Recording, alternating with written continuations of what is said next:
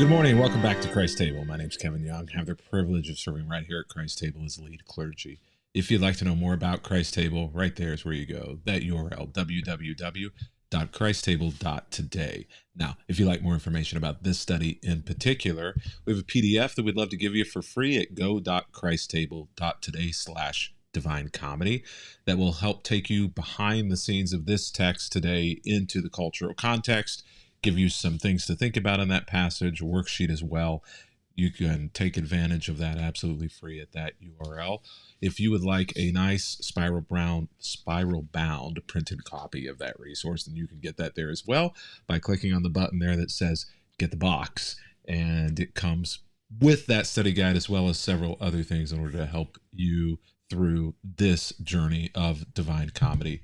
Also want to make sure that you are aware of this resource, Reconstruct Your Faith.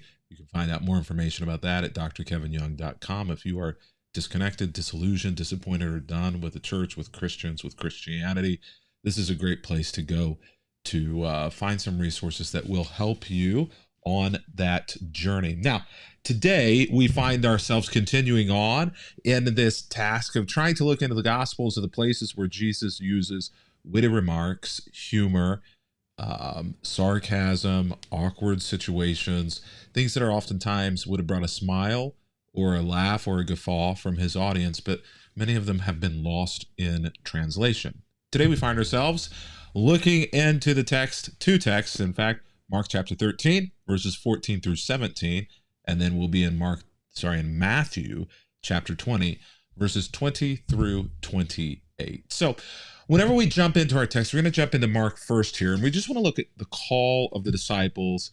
And I want you to see this. Jesus appointed 12, and most of us have an awareness that there were 12, but there were many other people who followed Jesus around who also were considered his disciples, but there were 12 apostles, this inner circle of 12.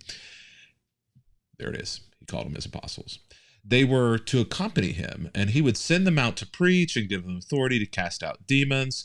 And these are the 12 names of the individuals that he chose. Simon, whom he named Peter, relatively famous, one of the 12. And then the next two were like almost equal with Peter as being prominent among the apostles. James and John, who were brothers. Son of Zebedee was the father, mother not listed. But Jesus nicknamed them sons of thunder.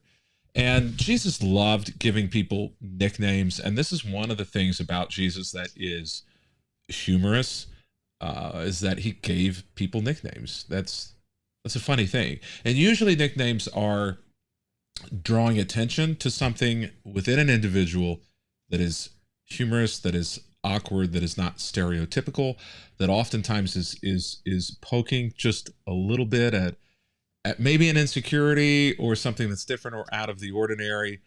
And Jesus loved to give nicknames. Sons of Thunder here, we're not told why he gave them the title of Sons of Thunder, but we have a couple of reasonable explanations to why they were called Sons of Thunder. The most prominent one historically has been that they were the ones who, whenever Jesus was rejected by a village in Samaria, that they said, Jesus, you should just call down fire from heaven to level this village for having the audacity of rejecting you. You can do that, right? You're the Son of God. You can do this. You can call down fire from heaven. And so the idea is that they got this name Sons of Thunder because they were brash, outspoken, very domineering individuals who also would just as soon level a city than to let Jesus get away with being dissed. But there may well be a second explanation as to why they received the title Sons of Thunder.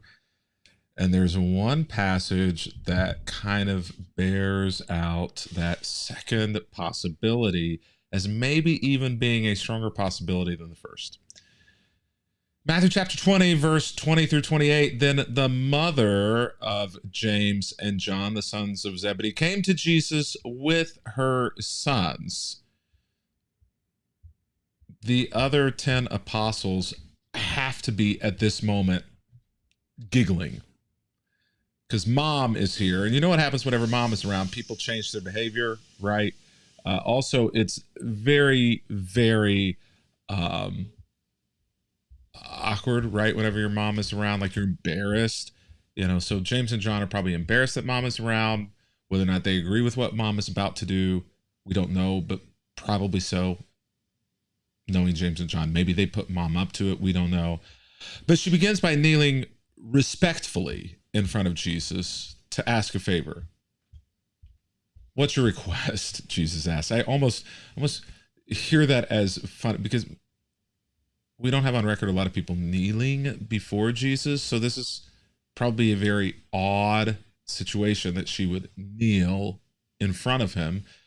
And so I kind of hear a little bit of a chuckle in his answer there. And she replies, in your kingdom, please let my two sons, who are, right here next to her because she brought them with her, sit in places of honor next to you, one on your right and one on your left. And everybody else, all the other 10 apostles are like, wait, hold up. Wait, why do they get their left side and the right side of Jesus in the kingdom? No. Well, first of all, what about Peter? Peter probably deserves it. And what? You brought your mom here in order to try to bully Jesus into giving your sons the two most prominent places there? So, Sons of Thunder, I think she was the thunder, and they were her sons. You don't know what you're asking for, woman. Are you able to drink from the bitter cup of suffering that I am about to drink from? And James and John, yeah, we're able to do that.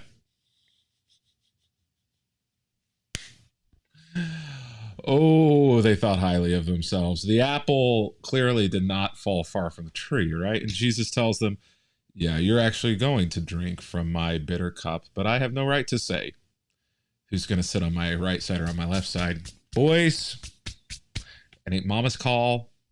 It ain't my call. My Father has prepared those seats for whomever he has chosen. So that decision's above my pay grade, mama. Sons of Thunder. Sorry about that. And I should have known, right? I mean, you want thrones? Jesus consistently says, here's your crown. It's a servant's towel and a basin.